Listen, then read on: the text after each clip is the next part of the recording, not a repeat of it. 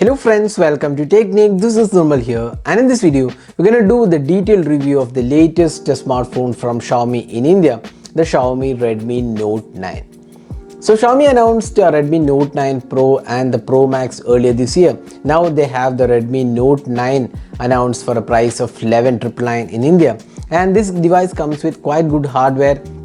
It has a full HD resolution display. Then it comes with the Helio G85 octa-core processor, a 48 megapixel sensor, the Samsung's GM sensor. Then we have a 5020 mAh capacity battery. So how good is the device for 11,999? That's what we are going to do in this video. So let's get started. If this is your first time on this channel, do hit that red subscribe button and also hit the bell icon to get notified of all the videos we publish.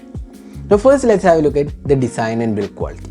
Now if you look at the design, you can see that this design resembles the previously launched Redmi Note 9 Pro and the Pro Max. The camera unit arrangement is quite similar. The only change here is that the fingerprint scanner has been moved from the side panel to the back panel. Otherwise it's kind of a similar design. Now in terms of the front panel, you can see that the punch hole camera has been moved from the center to the side. That's the only change. Otherwise it looks quite similar in terms of the design aspect. And as I said before, the fingerprint scanner has been moved from the side to the back mounted fingerprint scanner. So design looks quite okay. Now the build quality is definitely different here. The Redmi Note 9 Pro and Pro Max had glass finishing. Now here we have a plastic finish. It's a polycarbonate material and it feels slightly on the heavier side. It may not be the lightest of the devices out there, but it definitely feels heavy.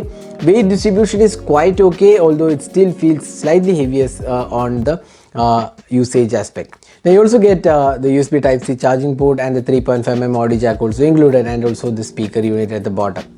Now that's the design and the build quality. So overall we feel the design is quite good. The build quality is again quite okay. It's a plastic polycarbonate material but still feels quite good. Now next is the display. So this is one area where we felt the Redmi Note 9 did a pretty good job. The display quality is definitely good. It's an IPS LCD panel, but one thing what we noticed about the display is that it's really vibrant, crisp, and also a good display for a 12K price segment. We're not saying it's one of the best displays out there, but for 12,000 price segment it offers good colors, good brightness levels, and the sharpness levels are again pretty good. So we do not see any sort of issues for a budget device in this price segment, and it also comes with Gorilla Glass support. Now next is the software.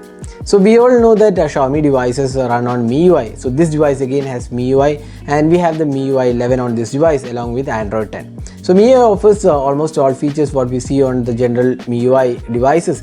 So here also you get all these features, and this device does supports ad if you are looking for that aspect. There are ads on this device, so just like any other MIUI device, here also you get ads. And you do get some bloatwares pre-installed, so those things can be uninstalled, but there are few bloatwares on this device. Now moving on to the performance. Now this device runs on this Helio G85 octa-core processor coupled with either 4 or 6 gigs of RAM. Now the Helio G85 is kind of a newer chipset, at least for India market, because this is probably the first device to run on the MediaTek Helio G85. Now in terms of day-to-day experience, we did not see any sort of issues. It was kind of responsive, it's smooth and lag-free experience in terms of day-to-day experience. But when it comes to gaming, that's where things change, because it's not a device, rather processor suited for heavy gaming, and we have done a detailed gaming video. We found it to be quite disappointing. Although we cannot say it's disappointing, at least for 12,000 price segment, it offers only decent performance. Although G85 is known for gaming experience as per Xiaomi, it did not show that kind of gaming experience on the Redmi Note 9. So it's kind of average gaming experience on the Redmi Note 9. So if you are looking for gaming, it may not be the best out there, but decent performance with the Helio G85. Now the fingerprint scanner performance is quite good. It's a back mounted fingerprint scanner, and face unlock also did a quite decent job. Now the call quality is again pretty good. We did not see any sort of issues. We tested with Jio as well as Idea SIM cards, which we generally use. So we did not see any sort of issues here. Now the speaker performance is again bottom firing, quite okay for the price segment. Now moving on to the camera. So it has a 48 megapixel Samsung GM1 sensor, and it has ultra wide angle camera, a macro sensor and a depth sensor, and a selfie camera as well. It's a punch hole selfie camera. Now we have done a detailed camera review of this device, found this camera to be quite okay. It's kind of an average performer. We did not see any great performance, but considering that this is just a 12K device, it offers decent performance. Data shots were quite good. The macros were quite okay. Again, may not be the best out there. Again, the close-up shots did decent job. Portraits were good, and low light was strictly average, not a great performer in terms of low light, and also the selfie experience was quite okay. So overall, if you look at the camera aspect, we would say it's kind of slightly above average. That's it. It might not be the best camera performance out there in this price segment. Now talking about the battery. So this device comes with a 5020 mAh capacity battery, and this has 22.5 watt of fast charging. That's what Xiaomi claimed, but then they have not got the certification for 22.5 watt charging. So instead it is limited to 18 watt. So 18 watt charging takes around 2.5 hours to charge. Strictly in 2020 that cannot be called as a fast charging. It should have been slightly better, but again then you have to consider that this is more or less a budget offering, so 18 watt is kind of still okay. Now battery performance is stellar on this device. We can get like more than a day easily, almost like 1.5 to 2 days of battery life with normal usage is possible on the Redmi Note 9.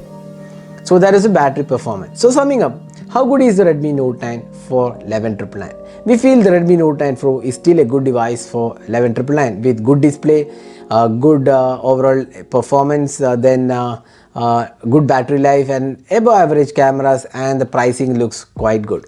Now the cons of the device, as I said before, cameras could have been better. It's not a really stellar camera. Then gaming experience is kind of not that great, and slightly heavy device. Even though that may not be a major con, it's still a heavy device on the Redmi Note 9. So that is the pros and cons of the Redmi Note 9. So should we buy it? Yes, we do think this is a decent offering at 11,999 pricing, because now with the GST price increases, most devices have gone above the 12K or 13K price segment. So if you're looking for a 10 to 12K priced device, definitely the Redmi Note 9 is a worthy device even with those cons mentioned in this video. So that's it for this video. This is Nirmal signing off. Thanks for watching. Hope to see you in our next video. Have a great day.